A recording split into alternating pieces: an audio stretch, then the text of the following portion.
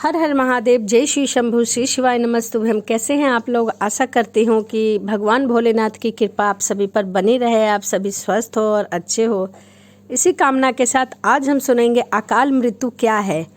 अकाल मृत्यु जब होती है तो उसके क्या संकेत होते हैं और क्यों होती है अकाल मृत्यु, तो आइए जानते हैं इस कहानी के माध्यम से। गरुड़ पुराण के अनुसार किसी व्यक्ति की मौत जहर खाकर, फांसी लगाकर, भूख से पीड़ित होकर, आग से जलने पर, किसी हिंसक प्राणी द्वारा जल में डूबने पर या किसी दुर्घटना के कारण, किसी जहरीले सांप या बिच्छू के काटने से या फिर किसी प्रकार की आत्महत्या करने से होती है तो वह मृत्यु अकाल मृत्यु कहलाती है। अकाल मृत्यु वह स्थिति है जब शरीर का नष्ट हो जाता है लेकिन आत्मा संसार में इधर से उधर भटकती रहती है, तो इसे ही अकाल मृत्यु कहते हैं। जो लोग सड़क दुर्घटना या फिर किसी आपदा का शिकार हो जाते हैं और अपनी जान गंवा देते हैं, ऐसी मौत को धर्म और शास्त्र में अकाल मृत्यु का नाम दिया गया है। आइए अब हम जानते हैं कि अकाल मृत्यु क्यों होती है। एक अटल सच्चाई है, जिस धरती पर जिस प्राणी में हम जन्म लिया है उसकी मौत होना तय है और वह एक ऐसा सच है जिसे बदला नहीं जा सकता।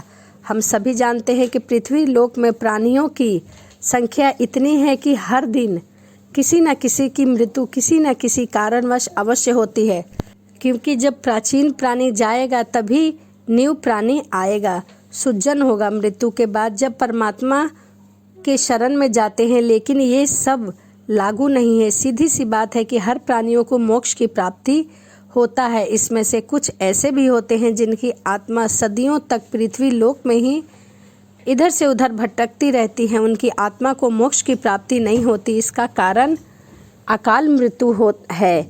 भगवान का दिया हुआ पूरा जीवन हमें अवश्य जीना चाहिए। अपने जीवन से रुष्ट होकर हमें अपने जीवन को समाप्त नहीं करनी चाहिए। जो इस प्रकार से अपने जीवन को समाप्त कर लेते हैं वही अकाल मृत्यु कहलाते हैं। अकाल मृत्यु कैसे होती है? हमारे वेदों में मनुष्य की उम्र 100 साल तक निर्धारित की गई है। अकाल मृत्यु क्यों होती है? इस 100 साल की निर्धारित उम्र में दुष्कर्म को नहीं मिलाया गया। मतलब इंसान की मृत्यु तभी होती है जब उसके पास धर्म कार्य के लिए शक्ति नहीं हो पाती या फिर उसका शरीर उसे धर्म कार्य करने की इजाज़त नहीं देता है, वह धार्मिक कार्य करने के लायक नहीं रह पाता। इससे अलग जब कोई व्यक्ति अपनी इच्छा से धार्मिक कार्य को त्याग देता है तब वह पृथ्वी पर उसके जीवन की अवधि कम होती जाती है। यानी इंसान की उम्र भले ही 100 साल की हो लेकिन अपने कर्मों के कारण वह अपनी उम्र को खुद से ही कम करता चला जाता है, क्योंकि जिस कारण व्यक्ति की अकाल मृत्यु हो जाती है। अकाल मृत्यु के बाद आत्मा का क्या होता है? भगवान श्री विष्णु जी ने गरुड़ पुराण में कहा है। गरुड़ पुराण के माध्यम से यह बताया है कि मनुष्य के जीवन के 7 चक्र निश्चित होते हैं। जो मनुष्य इस चक्र को पूरा नहीं कर पाता, ऐसे में वह मनुष्य अकाल मृत्यु को प्राप्त हो जाता है। अचानक ही मृत्यु होने की वजह से मनुष्य की मोह माया, इच्छा और तृष्णा बनी रहती है जो कभी पूरी नहीं हो पाती और वह मोह जाल में फंसा रहता है। ऐसे में शरीर तो नष्ट हो जाता है लेकिन अकाल मृत्यु प्राप्त होने वाली आत्माएं धरती पर अपने परिजनों और जीवित लोगों को कष्ट पहुंचाती रहती है और इधर से उधर विचरती रहती है और अपनी तृष्णा पूरी करने की कोशिश करती है।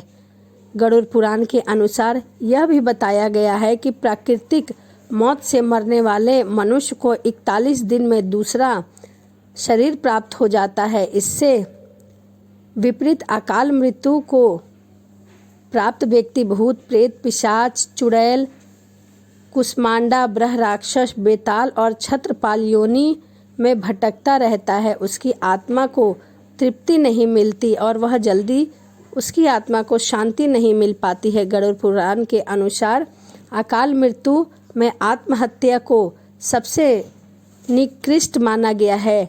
आत्महत्या को हमारे हिंदू धर्मों के अनुसार सबसे घिनौना अपराध बताया गया है। कहा जाता है कि आत्महत्या करने वालों को कभी भी मोक्ष की प्राप्ति नहीं होती है। भगवान श्री विष्णु जी ने गरुड़ पुराण में आत्महत्या को ईश्वर का निरादर करना और अपमान करना कहा है। भगवान श्री हरि विष्णु जी कहते हैं कि आत्महत्या करने वाले मनुष्य की आत्मा पृथ्वी लोक पर तब तक भटकती रहती है जब तक कि वह प्राकृतिक द्वारा निर्धारित अपने जीवन चक्र को पूरा नहीं कर लेती। ये घोर कृत्य एक किस्म की सजा है। इस प्रकार की आत्महत्या को न तो नरक लोक में जगह मिलती है और न ही स्वर्ग लोक में।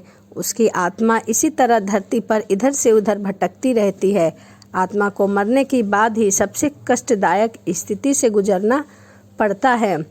यह आत्माएं अंधकार में तब तक भटकती रहती हैं जब तक उनकी आत्माओं को प्राकृतिक द्वारा निर्धारित जीवन चक्र पूरा नहीं कर लेता। आत्महत्या करने वाले आत्माओं के कष्ट तो दूर नहीं किया जा सकता, लेकिन गरुड़ पुराण में अकाल मृत्यु को प्राप्त मनुष्य की आत्मा की शांति हेतु कई उपाय, मंत्र और हवन भी बताए गए हैं, जिन उपायों को घर के परिजन द्वारा किया फिर या कराया जाता है, जिससे कि अकाल मृत्यु वालों की मोक्ष की प्राप्ति होती है और उसकी आत्मा को तृप्ति मिलती है।